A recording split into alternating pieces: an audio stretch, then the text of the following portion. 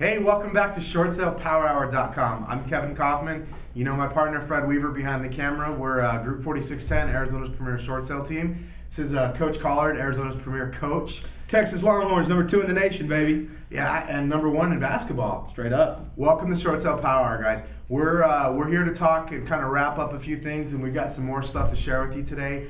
Yesterday, Coach Collard, excuse my language.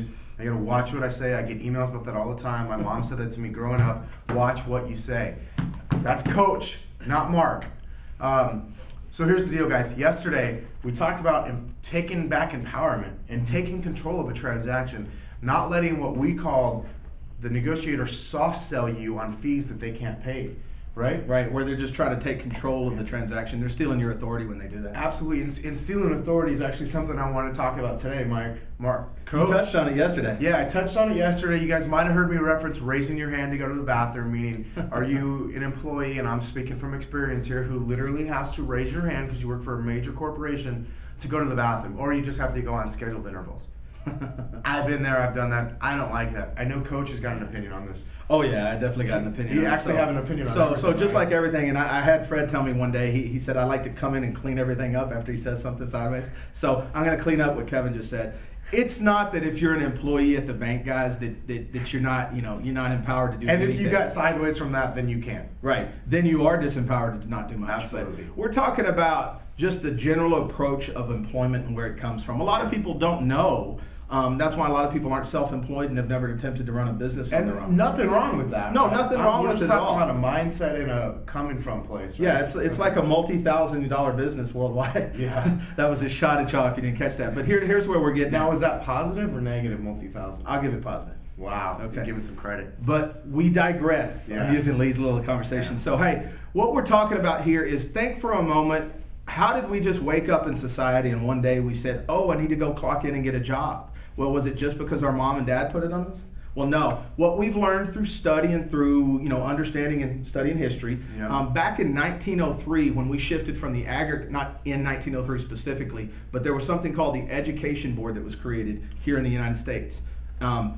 And in general, we were shifting in society from the agricultural world into the industrial age. Right. Y'all remember that, right? Oh, yeah. It was back when your great-great-granddad, Henry Ford, was moving around and doing stuff, and sometimes I have dreams about that I was actually there. Absolutely. Absolutely. Weird. So that's why we call him the Model T. That's Anyways, where we're going with it is the general attitude, if you will, which is published information. You can look up in historical archives that the General Education Board of the United States had a philosophy that they published that said, for the most part, what we want to create in the Education Board is an attitude and a spirit of people learning to follow instructions, which in the age of the industrial age was a good thing. It helped the assembly line and everything else. Oh, yeah. But they wanted people to learn in the spirit of following instructions, to do what they're told, and to, generally speaking, clock in, make their paycheck, and be content at home in their life with just where they are, with no significant personal growth or significant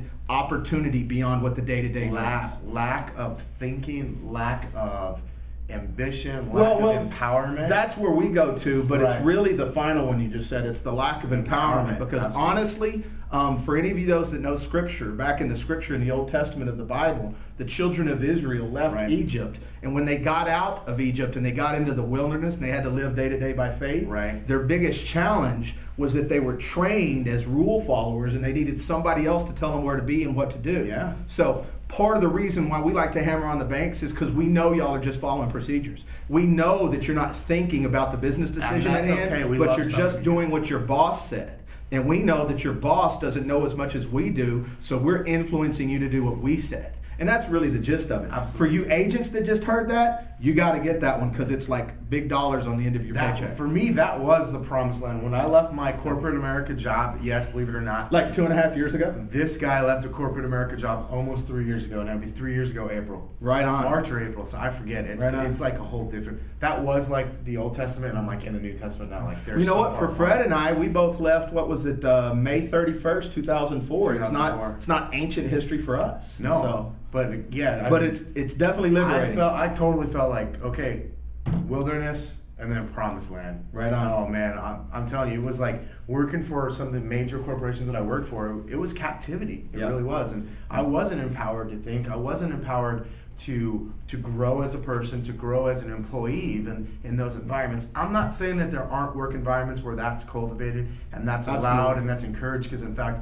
I encourage that amongst my own employees here on my team. Sure. I encourage my team to think for themselves and to grow personally, emotionally. But you've also, and I've heard you say it, and Fred said it to him as well, y'all would never get upset with them for owning a decision. Oh, no. You're just getting upset with them for freezing and not doing something. Absolutely. So you're okay with mistakes. You just want it in the spirit of independent thinking and solutions. Absolutely, and not from a place of disempowerment. That's it. Okay, That's so it. all right, guys, I think we drove home the message today, and if we didn't, then just what I want you to do as soon as this is done playing after the little chant, I want you to hit the play button again, and then one more time, and then again if you still don't get it.